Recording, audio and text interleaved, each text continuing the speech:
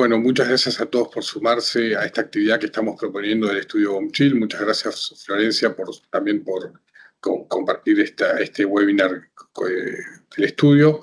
En esta oportunidad vamos a hacer una breve exposición sobre el nuevo marco normativo de la Inspección General de Justicia que tiene a su cargo el Registro Público de la Ciudad de Buenos Aires. Este nuevo marco normativo fue establecido por la Resolución General 15 del 2024, publicada en el Boletín Oficial el 16 de julio, y que reemplaza el establecido por la Resolución General 7/2015, que había sido dictado en oportunidad de la entrada en vigencia del Código Civil y Comercial de la Nación. Más allá que el régimen fue establecido por la Resolución 15,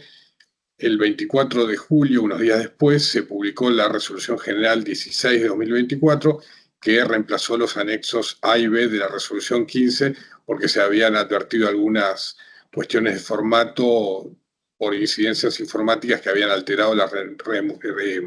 numeraciones del texto original. Este nuevo marco normativo entra en vigencia para los trámites que se inician a partir del 1 de noviembre de 2024, es decir, dentro de unos pocos días, aunque la conclusión de estos trámites vaya a producirse con posterioridad a esa fecha. No obstante eso, de acuerdo al segundo párrafo del artículo 4 de la Resolución 15, los interesados pueden solicitar la aplicación de disposiciones que consideren más favorables a sus intereses en los trámites que ya se encontraban en curso a la fecha de la propia resolución, es decir, de julio de 2024, y que hayan sido iniciados luego de la resolución, pero antes del 1 de noviembre.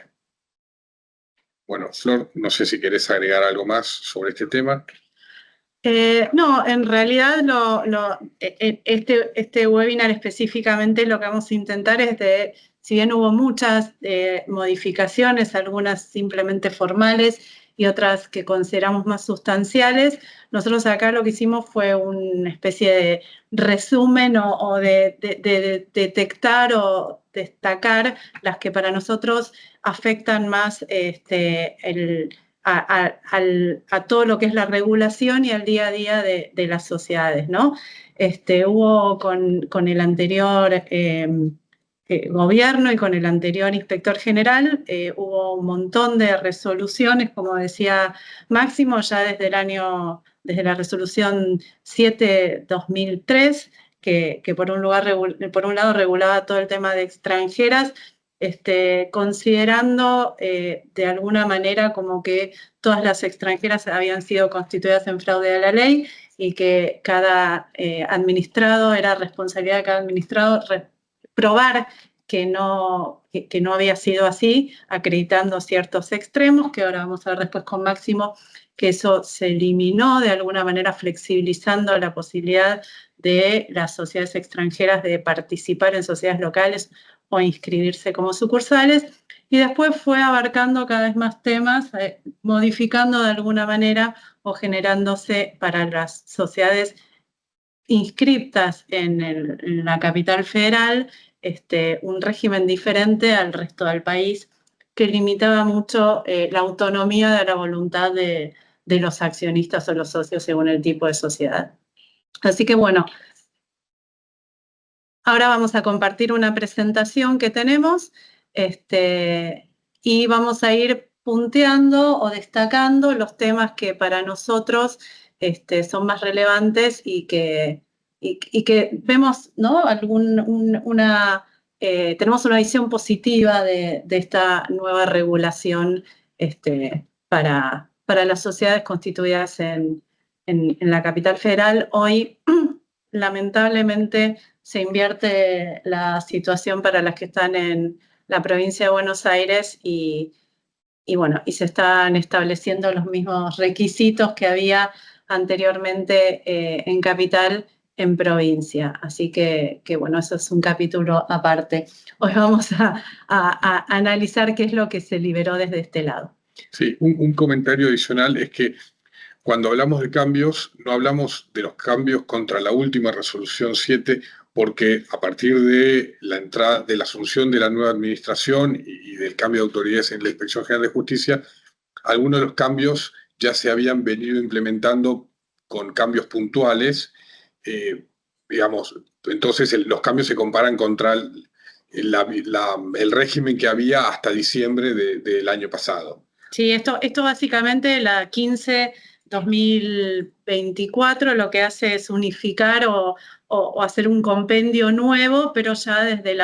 de la resolución 1/2024 hasta la 15 había habido algunas modificaciones en cuanto a las SAS también, que todavía va a salir un régimen que todavía no está implementado, todavía no se dictó la resolución, pero supuestamente va a haber una regulación nueva, pero lo que sí se hizo fue eliminar todas las limitaciones que tenían las SAS con el anterior régimen y que Máximo después lo va a explicar. Bueno, tenemos que compartir una presentación donde simplemente es un punteo de los temas que nosotros consideramos más relevantes y que vamos a ir explicando. Y tenemos para pasarla, ¿se pasa ahí? Disculpen, ¿eh? Ahí, bueno. Para atrás, ahí. Y ahí, perfecto. Bueno, muchas gracias. Bueno, espero que se esté viendo. Ok, se está viendo bien, nos dicen acá. Entonces, el primer punto que queremos destacar está relacionado con la pluralidad sustancial de socios. Como todos los que tuvimos que lidiar durante todo este tiempo con la Inspección General de Justicia, vimos que uno de los puntos que se habían establecido, de los criterios que tenía el organismo con la anterior administración, era que había que acreditar en las sociedades que, por ejemplo, tenían 99.1 de composición accionaria, había que acreditar que efectivamente ese 1% representaba una pluralidad sustancial de socios o en algunos casos, por más que ese 1% estuviese representado por miles de accionistas en sociedades en las que ha pasado,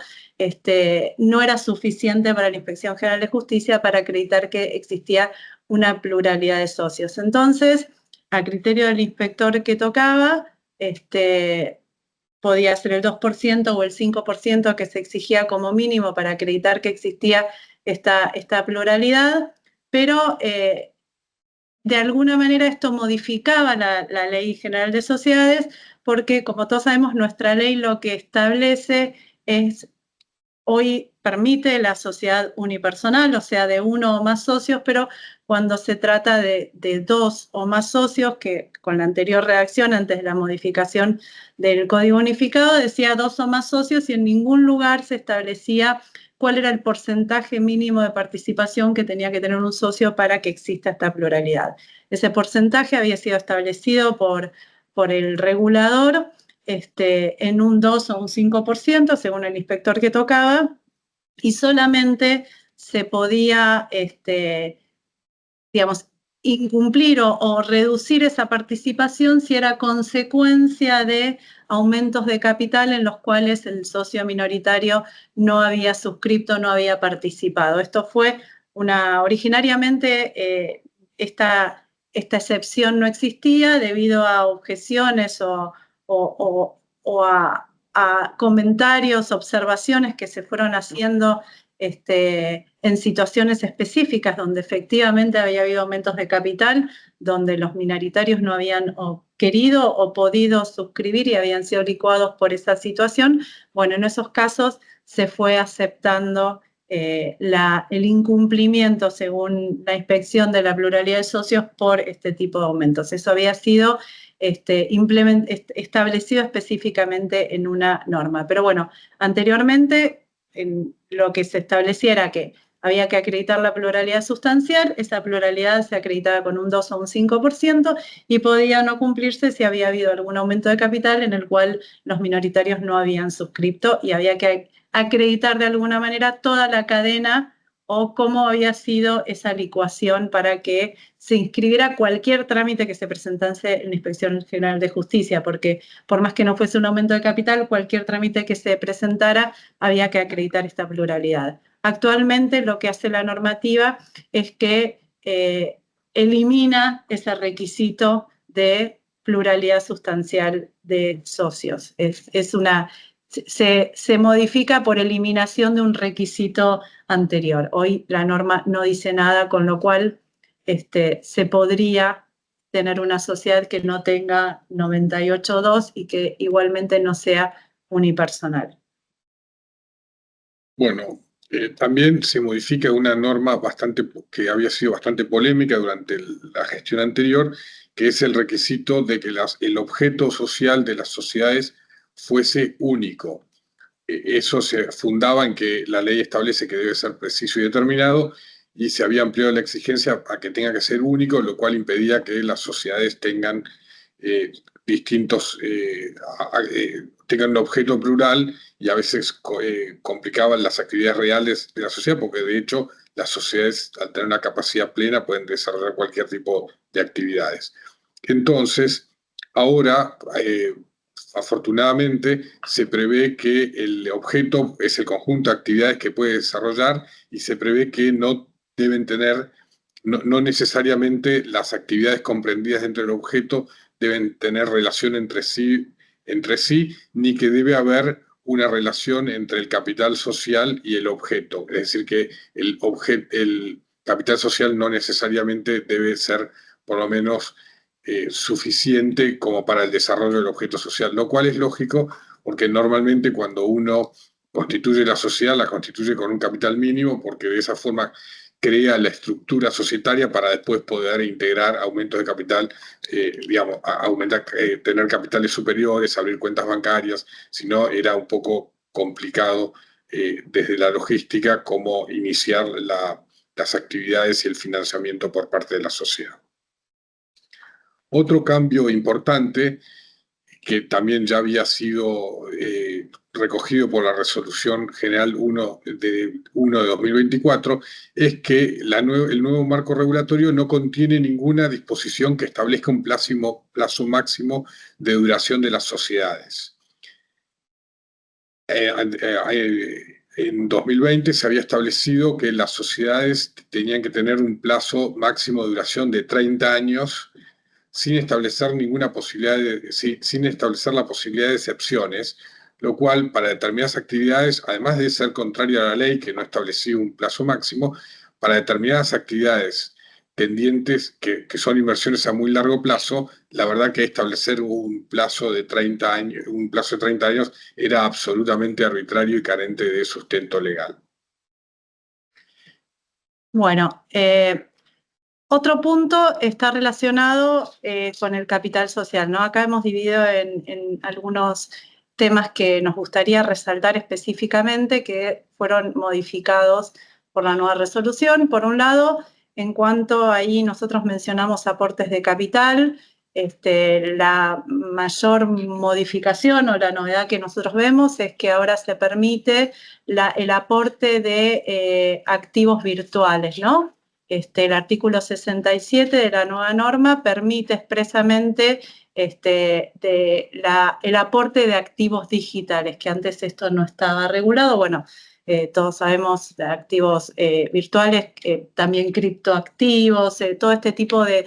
nuevas modalidades de activos que se pueden aportar. Expresamente el 67 dice qué es lo que hay que acreditar, porque todos sabemos que cuando se hace un aporte en especie, que no es en efectivo, hay que acreditar la existencia y la evaluación de la especie que se está aportando, pero bueno, se regula esto y es novedoso y es positivo, ¿no? Lo encontramos como una novedad positiva de la resolución. Por otro lado, cuando hablamos un tema que siempre generó no conflicto, pero un tema muy, como podríamos decir,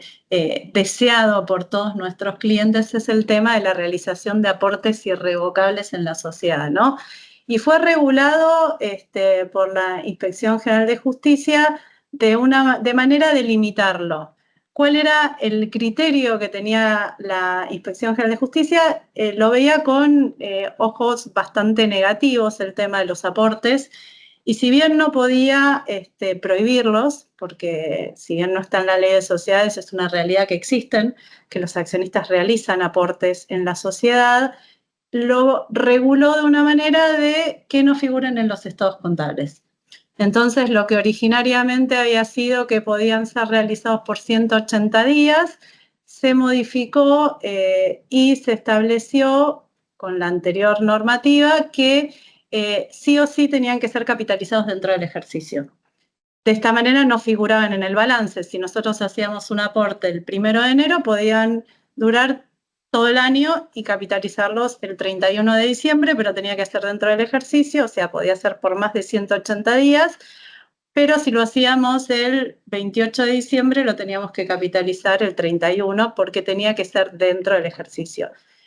También establecía que si no tenía que capitalizarse en la asamblea que aprobara los estados contables, lo que fuera primero. O sea, si lo hacíamos el 20 de febrero, lo teníamos que capitalizar en la asamblea que aprobara el balance del ejercicio anterior, y si lo hacíamos con posterioridad, era antes del 31 de diciembre. Bueno, este límite,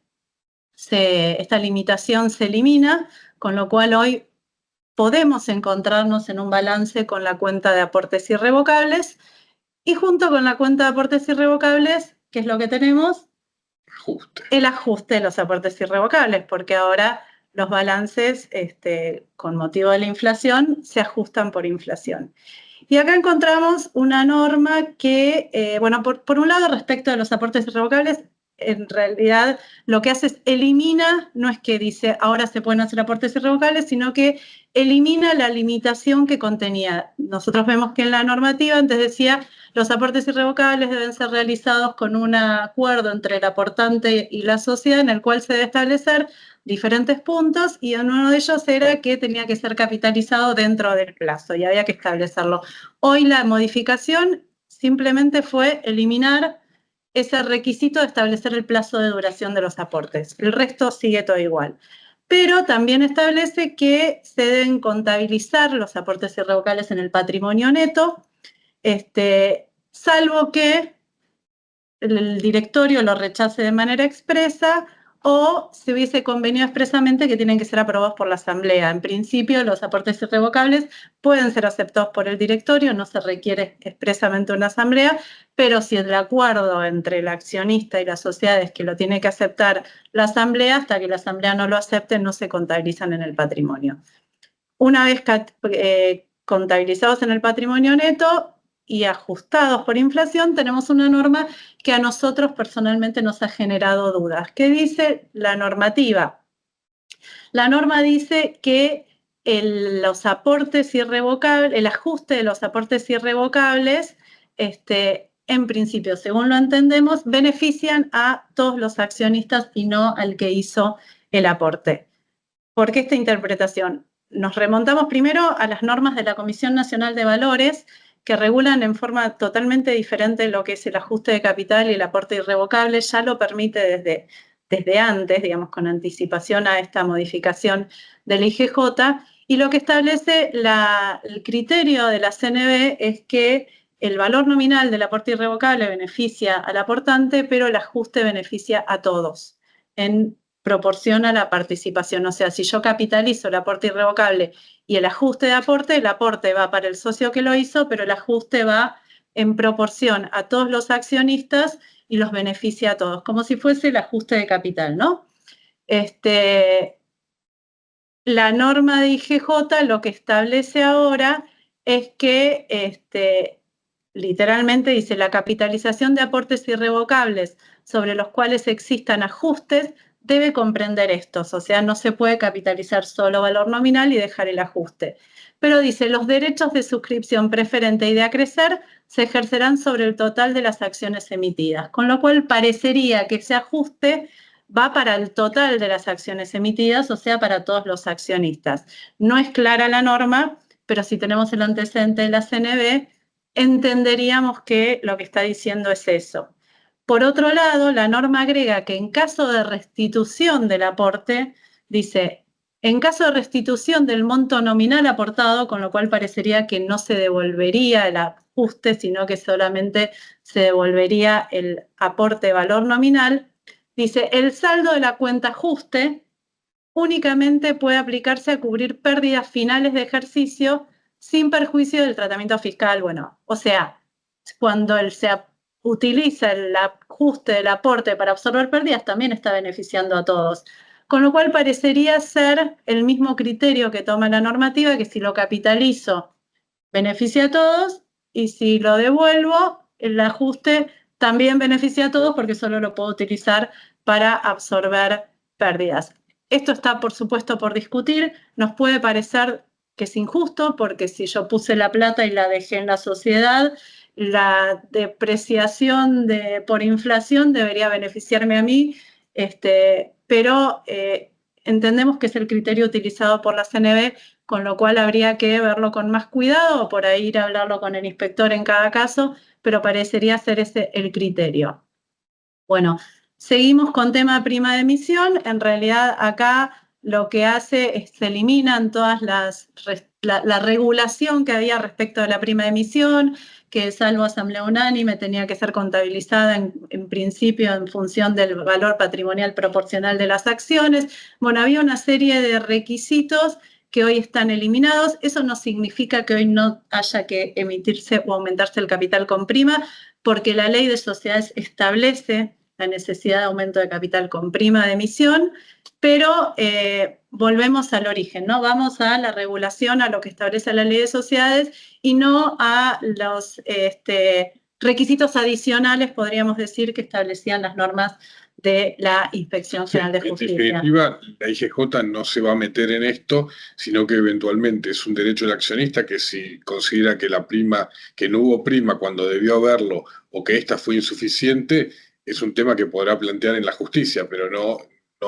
en el registro público. Hay muchos fallos, hay mucha jurisprudencia en cuanto a la necesidad de aumento con prima de emisión, con lo cual es algo que hay que tener en cuenta y que en caso de aumento donde el minoritario no suscriba, hay que hacer la evaluación, fijar una prima real, no BPP, y respetar todo esto porque hay jurisprudencia. Pero no es la IGJ la que debe regularlo y entendemos que correctamente se eliminaron las regulaciones respecto de la prima de emisión. Que por otro lado tampoco eran muy útiles, porque si íbamos a ver PP, nos le van a impugnar seguro. Impugnaba igualmente, más allá que el IGJ podía dar su visto bueno, en definitiva el accionista disconforme podía impugnar porque generalmente el BPP no representa el valor real de las acciones. Exactamente. Seguimos con tema operación acordeón. Bueno, también era mal vista la operación acordeón. ¿Qué es la operación acordeón? Es reducir el capital a cero mediante la absorción de pérdidas y el aumento de capital nuevamente. Lo que se veía o lo que se entendía era que con esta manera de reducir a cero se podía de alguna manera eliminar accionistas y después los que ponían plata suscribían el aumento y los que no, no. Entonces, directamente estaba prohibida, pero es una operación que se puede hacer, que es legal, digamos, nada prohíbe que se reduzca y que se aumente nuevamente. Reducir, estamos hablando de no reducción voluntaria para llevarse el dinero, sino la reducción por pérdidas, para absorber pérdidas y integrar nuevamente el capital. Lo que dice la normativa actual es que está permitida, por supuesto, cuidando y respetando los derechos de los accionistas, con lo cual hay que respetar los derechos de las clases de acciones y si se elimina alguna clase de acciones, tienen que contar con la aprobación unánime de esa clase, ¿no? Y finalmente, en lo que se hace al capital, el tema de dividendos anticipados, sabemos que las sociedades que están en el 299 pueden distribuir dividendos antes del cierre del ejercicio en función de un balance especial confeccionado para eso, y la ley de sociedades establece los requisitos para la distribución de dividendos anticipados. Bueno, las normas de la IGJ establecían requisitos adicionales, la modificación nuevamente acá es la eliminación de esos requisitos adicionales para el caso de los dividendos anticipados. Ahora pasamos a otro tema que también había traído bastante polémica, que es que la Inspección General de Justicia, ya bastante antes de 2015, digamos, a partir de 2003, había empezado a reglamentar o a a poner exigencias en cuanto a las garantías de lo que deben presentar los directores de sociedades por acciones y de sociedades de responsabilidad limitada en virtud de los artículos de 156 y 157. Ahora, la exigencia de tener la garantía está establecida por la ley, con lo cual la Inspección General de Justicia no puede eliminar esa exigencia. Lo que puede hacer es no entrometerse y no establecer mínimos o formas de integración. Entonces, la diferencia con el régimen anterior, o la principal diferencia con el régimen anterior, es que ahora la garantía puede ser constituida mediante el depósito de fondos en la caja social cuando ello estaba expresamente prohibido en el régimen anterior. Además, ya no se exige que las condiciones de constitución de la garantía deban asegurar su indisponibilidad mientras estuviese pendiente el plazo de prescripción de eventuales acciones de responsabilidad, que por otra parte era algo muy difícil de controlar, y la IGJ entendía que ese plazo era de tres años, con lo cual la garantía no solamente debería estar vigente mientras los directores estaban o gerentes estaban en sus cargos, sino a partir de los 3 años, a partir de su cesación. Y ya no se fija un monto mínimo para esta garantía que antes estaba relacionado con el capital social, con un monto mínimo y máximo, que bueno, ahora es anecdótico esos montos porque habían quedado desactualizados por la inflación, pero en determinadas sociedades, en un principio, cuando se habían establecido exclusivamente en relación al capital social el monto de la garantía, hay sociedades que tienen capitales enormes, sociedades industriales, y por otro lado tampoco era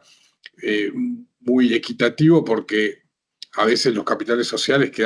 no tienen necesariamente relación con el patrimonio social, con lo cual había sociedades que podían tener patrimonios distintos,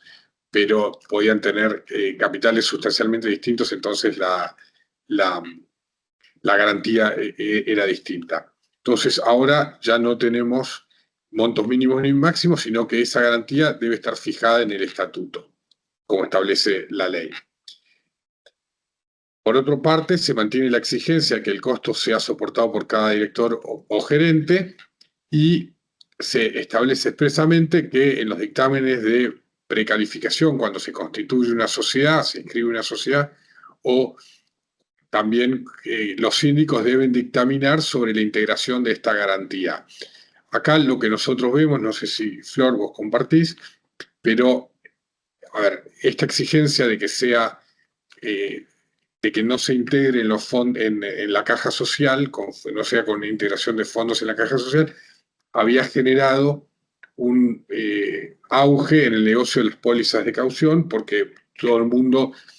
en general, resultaba más práctico y más económico contratar un seguro porque tenían un costo relativamente bajo antes que inmovilizar fondos o establecer toda una mecánica que, por otra parte, en muchos casos los directores o son empleados o lo que fuere, no están dispuestos a inmovilizar parte de su patrimonio para constituir esta garantía. Lo que hoy vemos nosotros es que como la garantía debe tener que seguir existiendo,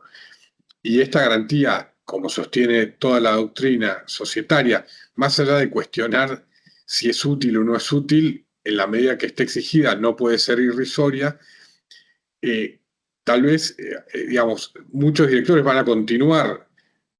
contratando esta póliza porque en muchos casos es más práctico que las otras alternativas que propone la ley, porque si es a través de integración de los fondos en la caja social, eso tiene que estar documentado, tiene que estar incluido en los balances, debe haber un recibo, digamos, los auditores deben controlar que se haya integrado efectivamente, digamos. Entonces, digamos, si bien el viejo régimen generó un auge en el negocio de las pólizas de seguro, no vemos que ahora vaya a cambiar tanto eso porque la verdad que no es una mala alternativa considerando la exigencia legal. Exacto, totalmente. Y por otra parte, el nuevo régimen no contiene ninguna norma que exija la paridad de género en los órganos administradores de los distintos sujetos al control de la Inspección General de Justicia. Con esto deja sin efecto las resoluciones 33 y siguientes del 2020, que había establecido integraciones de paridad de género en sociedades que estuviesen sujetas al control de la Inspección General de Justicia y además estuviesen incluidas en los distintos supuestos del artículo 299 de la Ley de Sociedades, y algunas asociaciones civiles y otros entes, digamos, que no son sociedades. Perfecto. Bueno, pasando al órgano de gobierno, en relación con las asambleas, en primer lugar, establece respecto de las asambleas a distancias, la normativa es bastante parecida a lo que decía la resolución anterior, pero lo que establece es que en caso de que no figurase en el estatuto la posibilidad de celebrar reuniones a distancia no están todos los accionistas, en este caso, o directores, en el caso del órgano de gobierno presentes, y pueden hacerlo por medios de comunicación que permitan la transmisión de audio e imagen, video teleconferencias, decía en algún momento la norma, de manera simultánea. Entonces, ahí había que grabarlo, había que mantener la grabación por 5 años, y la normativa antes lo que decía era que tenía que estar a disposición de cualquiera que lo quisiera pedir, lo cual de alguna manera era también contrario a la ley. De las reuniones de directorio en principio no son públicas, no son de acceso para cualquiera que las quiera ver, ni siquiera para todos los accionistas, sino que solamente es información de la compañía confidencial y a la que solo tienen acceso los directores, y de alguna manera la normativa anterior confundía que el accionista podía pedir la grabación de la reunión directorio, lo cual es ilegal, digamos, no es posible. Hoy eso está más definido, que los directores pueden pedir las grabaciones de las reuniones de directorio y los accionistas pueden pedir las grabaciones de las asambleas, no de las reuniones de directorio. También los miembros de la comisión fiscalizadora, cuando es un órgano plural, pueden reunirse a distancia, debe quedar grabado y pueden también después pedir las grabaciones.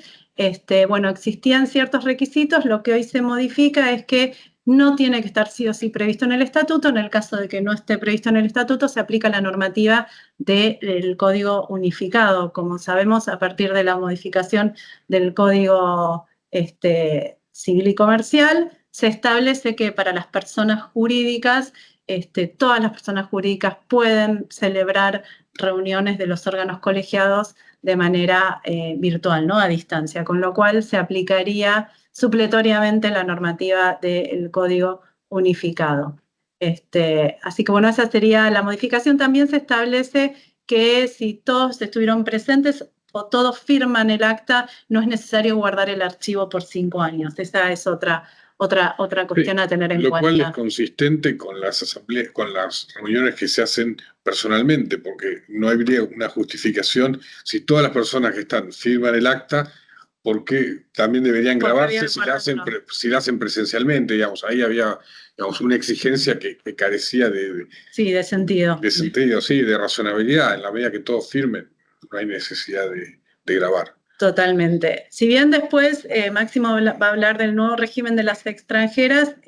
relacionado específicamente con las asambleas, sabemos que siempre teníamos el tema de que solamente podía representar al accionista extranjero, el representante legal inscripto en el registro público. Bueno, eso hoy, por suerte, se flexibiliza y también se permite que la sociedad extranjera otorgue un poder específico a una persona que no sea el representante legal inscripto para asistir a la asamblea, con lo cual hoy pueden asistir el representante legal inscripto, una persona con poder otorgado por el representante legal inscripto, que eso también estaba antes, o una persona con poder otorgado por el accionista sociedad extranjera, lo cual es lo más lógico, que si yo puedo designar al representante legal, ¿por qué no voy a poder designar una persona para que me represente en un tema particular, por un tema específico, o porque me peleé con el representante legal y todavía no inscribí el cambio de representante legal? Sí. O porque se murió, lo claro, que fuera. Ese es el tema. A veces se presentaban situaciones un poco complejas donde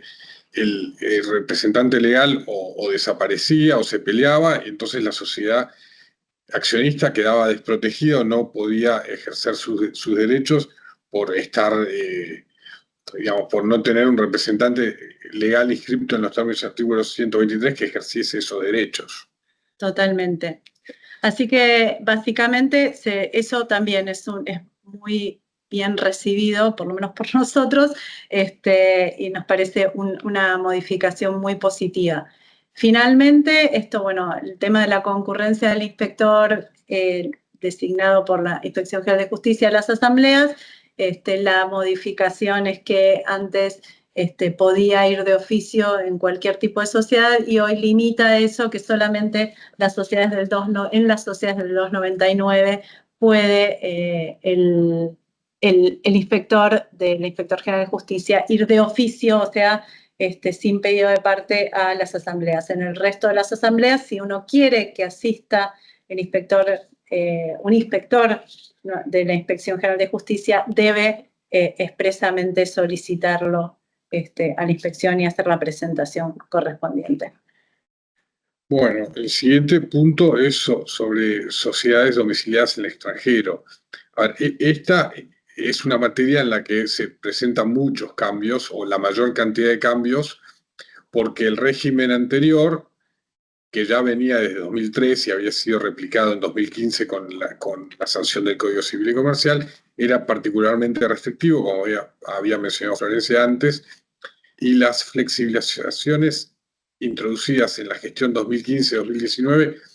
no, habían sido bastante limitadas y después habían sido dejadas sin efectos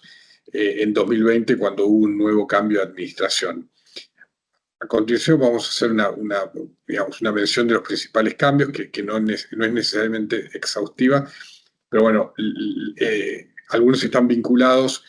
con la inscripción de las sociedades en las que ya no se exige una declaración del funcionario social, de un funcionario social del extranjero con facultades suficientes, declarando que tal sociedad no tiene en lugar de su constitución vedado o restringido el desarrollo de sus actividades, o que su actividad principal económicamente, que tiene su actividad principal o económicamente significativa y su centro de dirección de negocios está fuera de la Argentina, fuera de la República Argentina, ni la individualización de quienes son sus socios al tiempo de la decisión de solicitar su inscripción. Ya, bueno, como dijimos, ya no es más necesario acreditar la actividad económica fuera del país, con lo cual ya no hay que presentar los estados contables o las certificaciones globales acreditando la tenencia de activos afuera, que tengan activos fijos fuera de la Argentina, mayores a los que tendrá en la Argentina.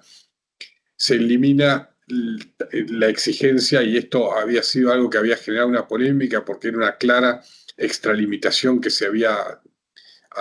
tomado la Inspección General de Justicia en la última administración, que era la exigencia de constitución de garantía por parte de los representantes inscritos de sociedades inscritas en los términos del artículo 118 como en los 123, como si fuesen una sociedad de responsabilidad limitada, una sociedad por acciones. Se elimina la limitación de que exista una sociedad vehículo por grupo o que era incompatible la existencia de la inscripción de la casa matriz y de un vehículo de esa propia casa matriz.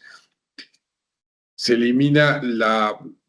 prohibición de inscripción de sociedades vehículos resultantes de cadenas de control entre sucesivas sociedades unipersonales. Eso estaba fundado en que las sociedades anónimas unipersonales no pueden constituir otras sociedades anónimas unipersonales, pero la verdad que esa es una norma, una incapacidad que aplica a las compañías, a las sociedades argentinas, que no aplica de ninguna manera a las sociedades extranjeras, que como bien establece el artículo 118, se rigen por la ley en su lugar de constitución. Se elimina la prohibición de inscripción de sociedades anónimas unipersonales cuyo accionista sea únicamente una sociedad constituida en el extranjero unipersonal, sea o no vehículo, digamos, es el mismo principio. Y un tema que era muy relevante es que se elimina la inoponibilidad de la inscripción en otros registros de sociedades constituidas en el extranjero cuando se mantenían principales participaciones sociales de modo principal en sociedades cuyo domicilio estaba en la sede, en la ciudad de Buenos Aires. Digamos, esto es una norma que tendía que, como consecuencia de las normas restrictivas establecidas por la propia IGJ, se había generado que muchas estructuras societarias o muchas sociedades constituidas en extranjeros se inscribiesen en otras jurisdicciones, particularmente la provincia de Buenos Aires por comodidad o la provincia de Mendoza, que tenía un registro, digamos, relativamente sencillo. Bueno, se había declarado la inoponibilidad de este tipo para el IGJ, este tipo de inscripciones. Hoy se elimina, con lo cual se puede inscribir las sociedades constituidas en extranjero en cualquier jurisdicción y va a poder participar sin ningún problema en decisiones sociales de sociedades constituidas en la Ciudad de Buenos Aires.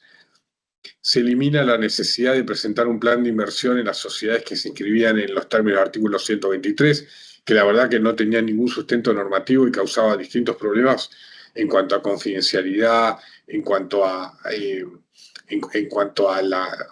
digamos, a la reserva de ley de las personas que decidían venir a invertir en Argentina. Es que tampoco te piden un plan de inversión para constituir una sociedad local. Es ridículo que te la pidan para participar en una sociedad si no sabes lo que va a ser la local. No, de acuerdo. Digamos, había discriminación para las sociedades constituidas en extranjero respecto a las sociedades locales. Se elimina el registro de actos aislados, lo cual es lógico, porque el acto aislado, por definición,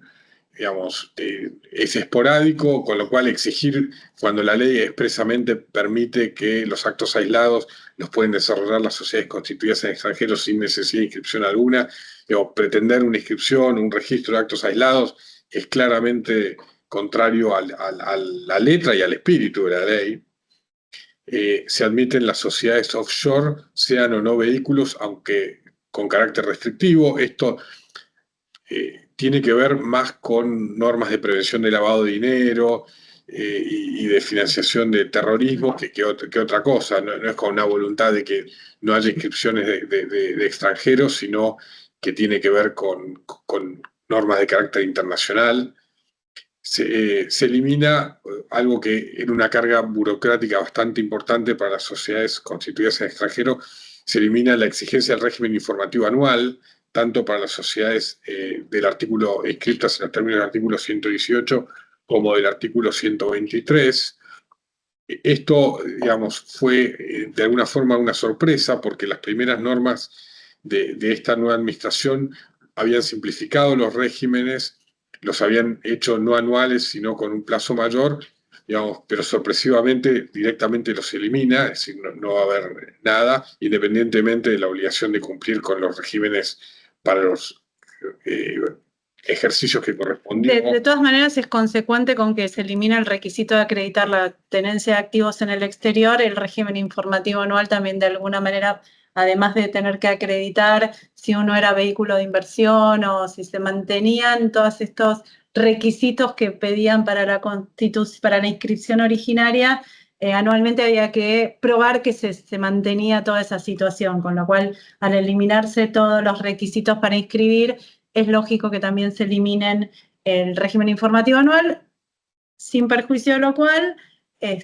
tengamos en cuenta que todo esto es un círculo que ojalá no, pero en algún momento puede volver, y sugerimos cumplir hasta el año pasado, porque nos ha pasado ya anteriormente que 18, 19 no era obligatorio, pero sí hasta 2017, y cuando volvió el régimen más estricto, pedían acreditar hasta 2017 y de 2020 en adelante, con lo cual sería los que pueden, sugerimos que tengan al día todo hasta 2023 y esperemos que de acá en adelante todo sea más sencillo. Lo importante es resaltar que la norma esta no dispensa por el cumplimiento de regímenes pasados. No. Más allá que uno podría alegar que por aplicación de la norma, digamos,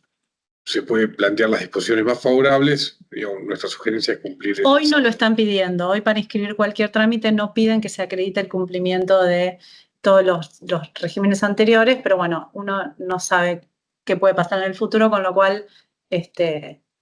mejor estar al día. Por otra parte, se reglamenta el traslado de sucursales de sociedades inscritas en los términos del artículo 118 de una jurisdicción provincial hacia la Ciudad de Buenos Aires, que era un trámite que no estaba reglamentado antes, y esto creo que tiene que ver con la voluntad de recuperar las sociedades extranjeras que se habían ido como consecuencia de las normas restrictivas, y la verdad que es lógico que las sociedades, si van a tener participaciones en Buenos Aires, en la Ciudad de Buenos Aires, estén inscritas ahí por un tema de comodidad, y la verdad que históricamente la Inspección General de Justicia, que está en la Ciudad de Buenos Aires... Quería decir algo que no es políticamente correcto, pero también la posibilidad de escaparse de Provincia de Buenos Aires, porque todo esto que ahora Máximo está contando que se elimina, se implementó en Provincia de Buenos Aires, con lo cual de alguna manera está diciendo, si quieren volver, son bienvenidos acá, los perdonamos, cámbiense a la Ciudad de Buenos Aires nuevamente, y en provincia realmente esto, al ser... los regímenes estos son jurisdiccionales, con lo cual no rigen para todo el país de manera igual. Muchas veces cuando ya se volvía tan ilógico o tan exigentes los requisitos que se habían establecido en contra, como decíamos antes, por la consideración de las extranjeras como sociedades en fraude a la ley, salvo que se pruebe lo contrario, muchas veces se optaba por ir a otra jurisdicción. Después se fueron incrementando otras limitaciones, como decía Máximo, de no poder participar en asambleas de las sociedades locales si uno estaba inscrito en Provincia de Buenos Aires, todas cosas totalmente inconstitucionales, pero bueno, fueron cuestiones que se fueron, salidas que se fueron encontrando de ir a otra jurisdicción, y ahora nos encontramos que Provincia de Buenos Aires es un tema porque se están implementando todas estas regulaciones que se están liberando en la Ciudad de Buenos Aires. Sí, bueno, sí, lamentablemente, digamos, esto no está exento aunque debería ser algo, digamos, completamente apolítico, en el sentido que, en definitiva, es cumplir con la ley de sociedades e inscribir los actos, digamos, digamos, está sujeto a los avatares políticos de nuestro país, lamentablemente. Por otra parte, bueno, como decíamos antes, como decía Florencia antes, se elimina la exigencia de que quien actúe en representación de la sociedad constituida en el extranjero sea una sociedad, sea el representante inscripto o un apoderado por se permite que sea un apoderado directo de la casa matriz, lo cual es positivo por las razones que ya dijimos. Por otra parte, se prevé que el representante que estaba inscrito en los términos del artículo 118, que cesa en sus funciones, gestione la propia cesación, la inscripción de su cesación como representante frente al registro, aunque con un procedimiento complejo, porque debe estar notificada la sociedad, debe designarse un nuevo representante, digamos, entonces digamos, va a seguir siendo difícil para el representante inscripto en los términos del artículo 118 inscribir su cesación si no lo hace la sociedad que representaba. Esta es la situación de a uno lo designa representante legal de una sociedad extranjera y quiere liberarse de esa obligación, quiere renunciar, y si no hay una resolución de la casa matriz donde le revoque la designación y designe un reemplazante, queda uno atado o quedaba uno atado a la sociedad extranjera. Esto en su momento se había flexibilizado, había un procedimiento, pero era muy complicado. Hoy se simplifica bastante el procedimiento. Igualmente hay que hacer notificaciones al exterior de manera fehaciente, digamos. No es lo más sencillo, pero hay algún escape. También está previsto para los directores de las sociedades locales, cuando uno sabe que la responsabilidad de ser director es amplísima, con lo cual cuando uno se desvincula de una sociedad, lo primero que tiene que pedir es que inscriban la designación del nuevo y la renuncia. Si la sociedad no lo activa, uno queda como medio preso de esa situación, con lo cual la normativa hoy establece un procedimiento para que el director que renuncia y que no le inscriben la renuncia pueda instaurarlo o implementarlo directamente. ¿Estamos? Bueno, vamos a ir más rápido que pocos temas. Hay que mencionar un tema, que es que se prevé también el traslado de la jurisdicción provincial a la Ciudad de Buenos Aires de las sociedades inscritas en los términos del artículo 123, con la particularidad que dentro de los 60 días de inscripción del traslado debe acreditarse ante la Inspección General de Justicia la cancelación de la inscripción en sede provincial, y que si no se hace en ese plazo, salvo que se acredite que se están cumpliendo, aunque la demora es atribuible al registro, que se están cumpliendo los plazos, la Inspección General de Justicia va a dejar de inscribir actos efectuados por el representante, digamos, con lo cual nos quedamos en una situación intermedia donde, digamos, hay que asegurarse de que se consiga la cancelación de la inscripción en el registro de la jurisdicción provincial, claro. Okay. Bueno, vamos a ir rápido, tenemos 5 minutos para que se nos termine el tiempo, pero bueno, vamos a ir punteando los temas. Nos parece que los más importantes por ahí ya los mencionamos. Bueno, en relación con la memoria del directorio, todos sabemos que la normativa anterior establecía una memoria ampliada en protección del accionista minoritario, con un montón de requisitos que no establecía la ley, el artículo 66, donde se enumeran los temas que sí o sí tienen que figurar en la memoria del directorio, y las sociedades podían eximirse de presentar esta memoria ampliada si había una aprobación por parte de la Asamblea de que no se siga esta regulación. Hoy esta memoria ampliada y esta necesidad de aprobar por la Asamblea la no realización de memoria ampliada es solamente para las sociedades del artículo 299, el resto de las sociedades no tienen la exigencia de memoria ampliada. En cuanto a revalúos técnicos, se amplía el elenco de sociedades que pueden revaluar. Antes eran las SRL del 299 o las sociedades anónimas. Hoy cualquier sociedad puede revaluar sus activos y se incorpora la posibilidad de revaluar activos biológicos. Y el tema de restricción en moneda homogénea es un tema también que trae aparejado la situación inflacionaria en la que estamos. Esto también ya estaba regulado por las normas de la Comisión Nacional de Valores para las sociedades que estuviesen sujetas a fiscalización de ese organismo, pero no estaba expresamente establecido o claramente establecido en las normas de la Inspección General de Justicia. Lo que establece es que los balances tienen que ser confeccionados en moneda homogénea y principalmente que todas las resoluciones que adopte la Asamblea tienen que estar tratadas en moneda constante, con lo cual entendemos, si bien no es totalmente claro, que se debe seguir un procedimiento similar al que siguen las sociedades que están en oferta pública, que es, si nosotros tenemos un balance el 31 de diciembre que está ajustado por inflación, va a tener un número. Cuando hacemos la asamblea en abril, que aprueba ese estado contable y que le da un destino al resultado del ejercicio, ese resultado tiene que ser ajustado por el índice de inflación al cierre del mes anterior. Con lo cual hay que ajustar el valor del resultado al marzo de ese año, y ese nuevo número, que no va a ser el que figura en el balance, va a ser el total del resultado sobre el cual voy a tener que constituir reserva legal, distribuir dividendos o constituir reserva facultativa. Esa es una diferencia que por ahí antes no estaba tan clara en las normas, pero hoy sí lo dice. Esperemos que estas normas pierdan relevancia por la desaceleración de la inflación. Y por otro lado, la realidad es que,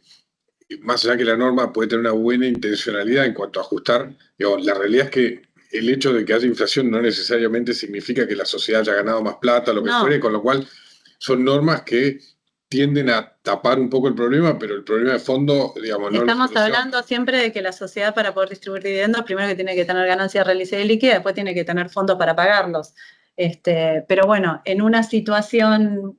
positiva, el accionista no está limitado a lo que figuraba el 31 de diciembre porque ese número ya hoy cambió por la inflación, ¿no? Y bueno, mencionamos que en el régimen anterior, digamos, había sido bastante contrario a las sociedades por acciones simplificadas, las famosas SAS que habían sido creadas por la Ley de Capital Emprendedor, que proponían o que prevén un tipo de sociedad más simplificado, siendo por acciones más simplificado, que tenía menores exigencias. Y la Inspección General de Justicia, a través de algunas resoluciones, le había intentado aplicar o les había aplicado normas de la Ley General de Sociedades cuando en realidad la Ley de Capital Emprendedor preveía lo contrario. Entre estas exigencias son que se elimina la exigencia de un capital mínimo en exceso de lo previsto en la Ley del Capital Emprendedor, que la exigencia es que al momento de la Constitución deben tener un capital mínimo equivalente a 2 salarios mínimos vitales y móviles, digamos, independientemente de cuál sea su objeto, lo que fuere, digamos, ese es el capital mínimo. Se elimina la exigencia de garantía para los administradores que no estaba prevista o no está prevista en la Ley de Capital Emprendedor. Se elimina la obligatoriedad de fiscalización obligatoria cuando se superaba determinado monto de capital, porque la Ley de Capital Emprendedor no lo prevé. Se elimina la exigencia de que las SAS presenten balances en IGJ.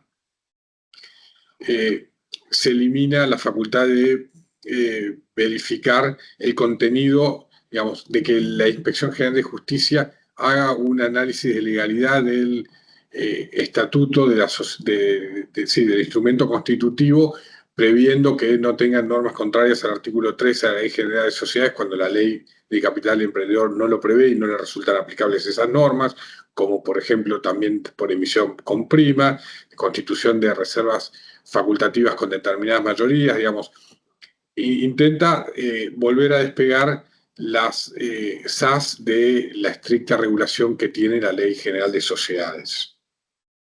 Y por otra parte, elimina la obligación de inscribir poderes otorgados por un administrador de sociedades por acciones simplificadas, domiciliados fuera de Argentina, o de tener que otorgarlos a favor de otros administradores cuando la ley no impone esta obligación de inscripción de poderes ni limita la extensión de este tipo de poderes. Y por último, es algo que tal vez aplica menos a la realidad profesional nuestra del ejercicio del derecho comercial, digamos, pero se permite expresamente a distintas figuras societarias o no societarias, sino personas que soliciten su inscripción en el registro público a los efectos de obtener libros rubricados, que es algo importante porque estos libros sirven con los efectos probatorios, para prueba del juicio, digamos, sirven hasta para orden del desarrollo de determinados negocios. Y estas sociedades pueden ser sociedades de la sección cuarta, pueden ser con socio de propiedad horizontal, que pueden ser, digamos, pueden manejar muchos fondos, pueden ser personas humanas que por alguna razón en el futuro deban rendirle cuentas a un tercero con una tutela o una curatela y por una cuestión de prudencia prefieran tener libros rubricados, digamos, para poder eventualmente usarlos en juicios. O sea, se les permite obtener la rúbrica de libros, algo que antes les estaba vedado. Bueno, con esto concluimos nuestro repaso de la normativa. Si tienen, no sé si hay alguna pregunta, si tenemos tiempo, no tenemos preguntas, fue clarísimo todo lo que dijimos, nadie se quedó con dudas. Yo como comentario general, digamos, creo que es importante estos cambios porque volvemos a una Inspección General de Justicia más parecida a la que había hasta principios de los 2000, más simplificada, que actúe como un verdadero registro público, que es una condición necesaria para que vuelva la inversión que tanto necesita el país para crecer, para crear puestos de trabajo, pero obviamente es insuficiente. Digamos, no por una falencia de la Inspección General de Justicia ni del inspector, sino porque, digamos, lo que debe cambiarse es las condiciones generales regulatorias del país para permitirlo. Pero bueno, esto es un gran avance y ojalá que los demás organismos tanto nacionales como todas las provincias tiendan a dictar normas más parecidas a estas que a las que había vigentes hasta digamos, particularmente la última gestión, administración, pero también las que hubieron, digamos, a partir de la crisis institucional que hubo en 2001. Sí, sí, de alguna manera se vuelve a la fuente, que es la Ley General de Sociedades, y se eliminan todas las restricciones, limitaciones y requisitos adicionales que no figuran en la ley, lo cual siempre sostuvimos que era inconstitucional, porque un organismo administrativo como la Inspección General de Justicia no tiene facultades para legislar. Sí, Y ni lo siquiera que para reglamentar la ley, digamos. no alterarla, era una legislación aparte que, como decíamos, como no es tampoco aplicable a todo el país, por suerte, nos encontrábamos en situaciones donde estar domiciliado en Capital Federal era una situación totalmente diferente al resto de las sociedades del país. Con lo cual, bienvenidas todas estas modificaciones. Bueno, si no hay preguntas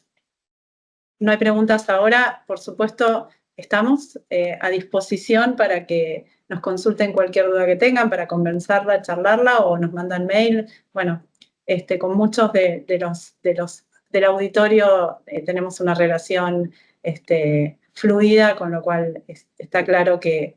podemos seguir discutiendo, revisando y analizando esto y otros temas que nosotros no trajimos a colación hoy porque nos parecieron que por ahí no eran los más relevantes, pero que sí a alguien en particular. Está todo el régimen de las civiles, que no lo hemos tratado, pero también hubo modificaciones considerables, y el régimen de las SAS